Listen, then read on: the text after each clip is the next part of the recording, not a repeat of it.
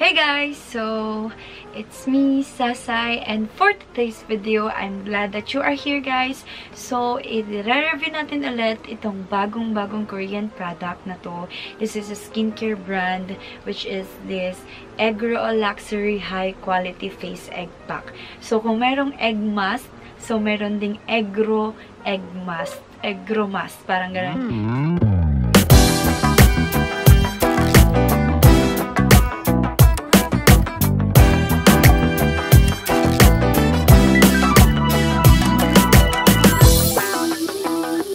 Get it from Caris Net. Ilalagay ko yung sa description box yung link. And yes guys, this is my first time to try it out, and today is evening. So, pinaka the best time na gamitin ang my skincare is in the evening. So, yeah, makikita niyo akong bare face guys. And I have pimple right here. Then, mga blemishes na rin. So, yeah. So, let's talk about the kanyang packaging. So, this is the packaging. Mukha talaga siyang luxury kasi alam niyo yun, nagsishine siya. And then, yung kanyang print is may mararamdaman ka or parang talagang merong space na nakaganon yung letter. Ganun. Kasi may mararamdaman ka. Hindi lang yung talagang plastic lang na ganyan. Hindi. And then, guys, may kasama din siyang instruction sa loob. Kasi wala talaga siyang English na version dito. So, ang nakalagay lang dito, this is made in Korea. And then, 12 months before opening. So, this is from www.alapbio.com. So, this is it. So, direction for you, sabi niya dito, place appropriate quantity of egg pack on the palm of your hand. So, palm, ibig sabihin dito, ayan, anong lumalabas? Ayun! Ay! Appropriate na ba to?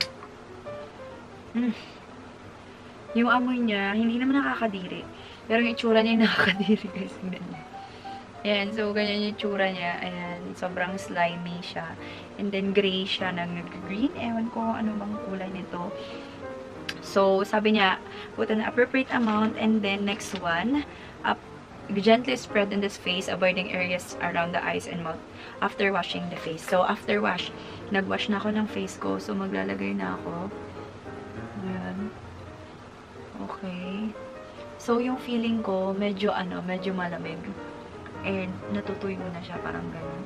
Then, after this, guys, 10 minutes daw na papatuyuan sa face. And then, iwawash siya ng lukewarm water. Ang, niya, ang ganda sa face, ang lambot, as in.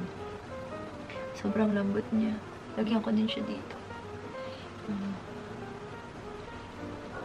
Feeling ko, ang kinang-kinang ng face ko, yung super glowing, ganun. Guys, ayan, tuyo na siya. Then, nafe-feel ko na nag-firm na siya, tumigas na ganun.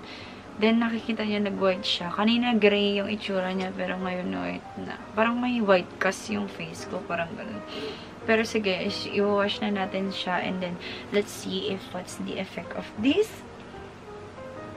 face mask. So, ayan na guys, tapos na ako maghilamos, and feeling ko, hindi siya dry, hindi siya drying.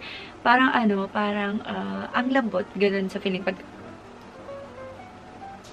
igaganon ko siya, sumusunod agad, diba, yung ibang mga mask kasi, parang dinadry out niya yung face mo. Pero ito, hindi.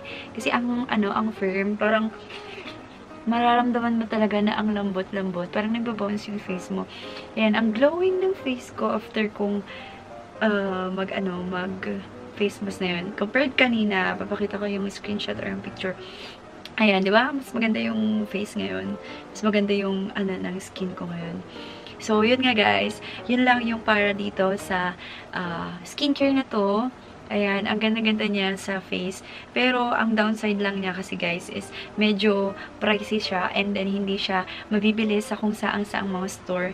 Ayoko lang dito guys is yung amoy niya kasi compared naman pero sa itlog talaga, mas malansa yung itlog. Pero ito kasi, iba yung amoy niya. Hindi ko maintindihan kung ano yung amoy niya. And then yung color niya, hindi ko rin nagugustuhan yung color niya. Kasi pag hinawakan mo, nandito siya, medyo may pagka-green-green na para bang plema, ganun. Pero anyway, maganda naman siya, effective naman siyang gamitin. So, ayun guys, if may mga katanungan kayo, just comment down sa my comment section and I'll try to answer that, guys. And thank you so much for watching, and don't forget to subscribe and like and hit the notification bell, and then share to this on your friends. Bye! See you in my next video. Mwah.